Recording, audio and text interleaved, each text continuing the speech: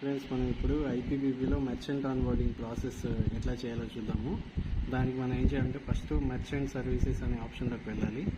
Okay, దీన్ని click చేసిన వెంటనే సైన్ అప్ న్యూ మెర్చెంట్ అనే ఆప్షన్ని మనం సెలెక్ట్ చేసుకోవాలి. సెలెక్ట్ చేసుకున్న తర్వాత కస్టమర్ మొబైల్ నెంబర్ ఇక్కడ ఎంటర్ చేయాలి.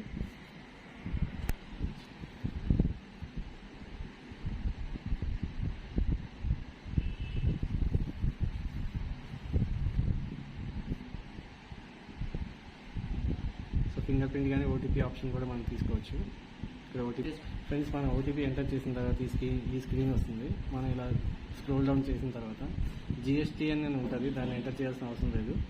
బిజినెస్ కేటగిరీ ఉన్న దగ్గర మనం మామూలుగా అయితే రిటైల్ షాప్, అవుట్లెట్ అని సెలెక్ట్ చేసుకోవచ్చు. లేదంటే కస్టమర్కి క్లాత్ షాప్ అనుకోండి ఇది, లేదంటే బార్బర్ వాళ్ళు అయితే సెలూన్ అని అట్లా మీ ఇక్కడ ఆప్షన్ చూస్ చేసుకునే ఇది ఉందన్నమాట. ఇక్కడ మనం ఇక్కడ మెర్చెంట్ అని పెట్టుకుంటే షాప్ అయితే రీటైల్ అని పెట్టుకుంటాం.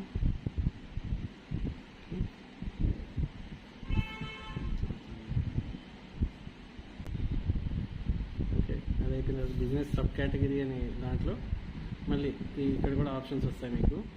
దాంట్లో గ్రోసరీ ఫస్ట్ గ్రోసరీస్ అని సెలెక్ట్ చేసుకుంటాం మనం ఇక్కడ. అట్లాగే ఎనేబుల్ ఆధార్ పేని కూడా మనం ఎనేబుల్ చేస్తాము. ఈ రెండు టిక్లు పెట్టేస్తాము, terms and conditions and continue. మళ్ళీ ఓటీపీ కానీ ఫింగర్ ప్రింట్ కానీ సక్సెస్ఫుల్లీ అనే మెసేజ్ ఇట్లా వస్తుంది. దీని వెంటనే ఇష్యూ క్యూఆర్ని ఇక్కడ పక్కన ఆప్షన్ ఉంటుంది, దాన్ని క్లిక్ చేసి మన క్యూఆర్ ఏదైతే మనం ఇస్తున్నామో అది స్కాన్ చేసి ఇవ్వచ్చు అనమాట. ఇట్లా వస్తుంది ఇష్యూ క్యూఆర్ అని చెప్పి మనం ప్రెస్ చేయాలి.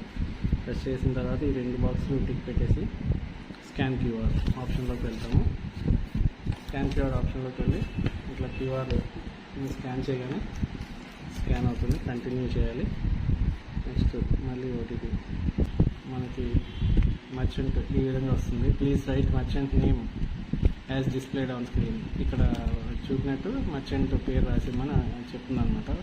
ఇంకోటి నవీన్ కుమార్. సో మనకి ఇచ్చినటువంటి క్యూఆర్ మీద పేరు రాసి, కస్టమర్ పేరు రాసి ఇచ్చేయడము. ఇదే ఫ్రెండ్స్ సింపుల్ ప్రాసెస్ మర్చెంట్ క్యూఆర్కి.